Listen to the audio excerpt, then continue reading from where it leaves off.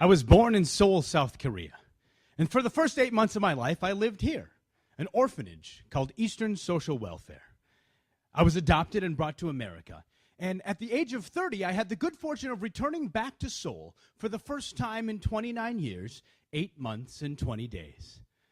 On that trip, I got a hold of the orphanage and sat with a staffer, and we reviewed my adoption file that had been sitting in their cabinet for 30 years. On this trip, I learned all kinds of things that I didn't know about my life before. I learned my birth mother and father's name for the first time.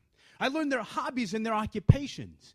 And I came across a piece of paper that gave custody of me to the orphanage in Seoul. On the bottom of that piece of paper was my birth mother's signature, and next to it was her fingerprint. And as I ran my fingers across that ink, that's as close as I've ever gotten to a woman named Myung Suk Kim, who gave me life. You see, March 5th of 1982 was one of the greatest days of my life. It was the day that I jumped in a plane chock full of Korean babies. And the plane flew from Seoul, South Korea, over the Pacific to Minneapolis, Minnesota, where I tell you what, after a 20-hour plane ride, those babies were pissed. Crying and wailing, everyone except me. You see, because when I came off of that plane, I did this. And that's the first moment that I became a member of the Lindquist family. That's my mother holding me, my older sister in the background. And you see, this was the moment that changed my life.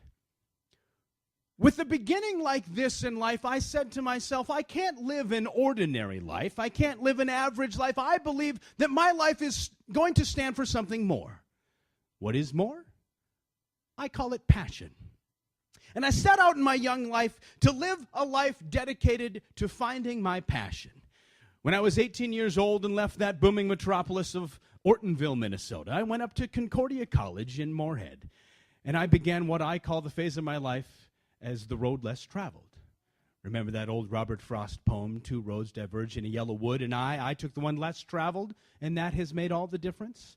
You see, at Concordia College, I majored in 3 things. They were girls, they were video games, and they were pizza. You see, I just did things a little differently. I was, put myself out there and had adventures. I found myself leaving Concordia, joining a program called AmeriCorps. It's a program for young people ages 18 to 24 to serve their country and give back to their community. If you go to Bill Clinton's Presidential Library in Little Rock, Arkansas, you'll see this picture. It's in the northwest corner on the 2nd floor. It's me and my AmeriCorps buddies.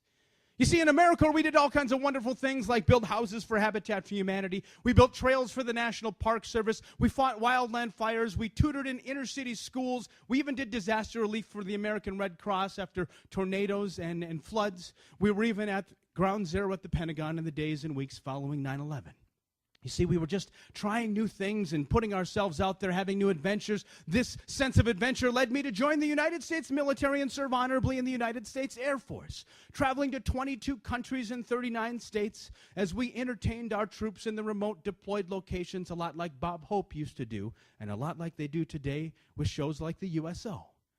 You see, this sense of adventure and me just being out there trying to find my passion has paid dividends as I've traveled all over the world. And in the top left-hand corner, is us at the White House as we entertain staffers on President Barack Obama's 50th birthday. Below that, me on the Grand Canal in Venice in a gondola, the Big Ben, the Eiffel Tower, and then finally on the lower right, 800 miles south of the North Pole in Thule, Greenland. You see, I think a lot of people think that success looks like the left-hand side of the screen, but I've found in my life it's a lot like the right.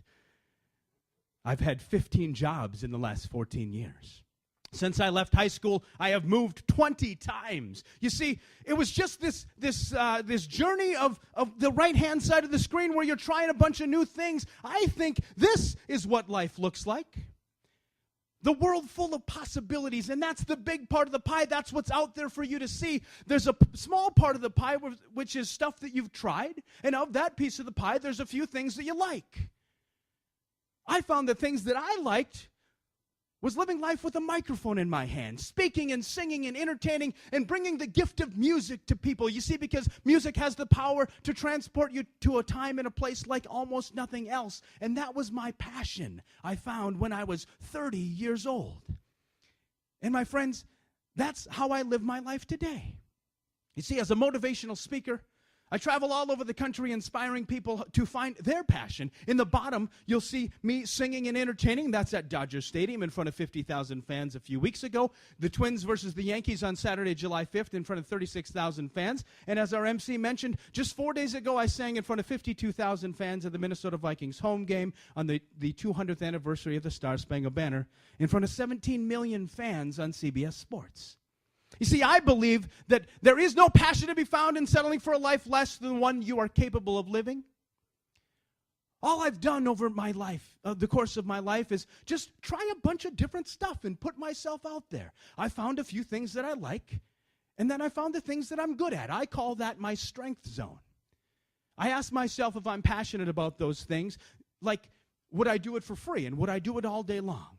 I encourage young people especially to not stop until they find their passion. And then once you've found that passion, I do what you call lean in, which is just hit the gas. If you can find people that would pay you for that, I just say take the money and run. And the last step is to believe everything is possible when you found your passion. You see, I believe I'm going to sing at the Super Bowl one day. I believe I'm going to be a Grammy Award-winning artist, and I'll be the first Asian Frank Sinatra.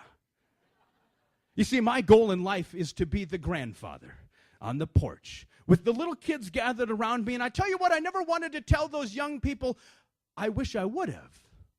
I want to tell those young people about all the times that I'm glad I did. You see, my friends, my story begins on a small side street in southwestern Seoul in an orphanage called Eastern Social Welfare. I had the good fortune to be adopted and be brought here to America to live my life. And I believe that I'm living a life that Myung Suk Kim would be proud of.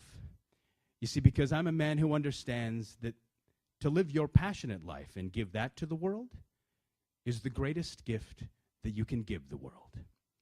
Thank you.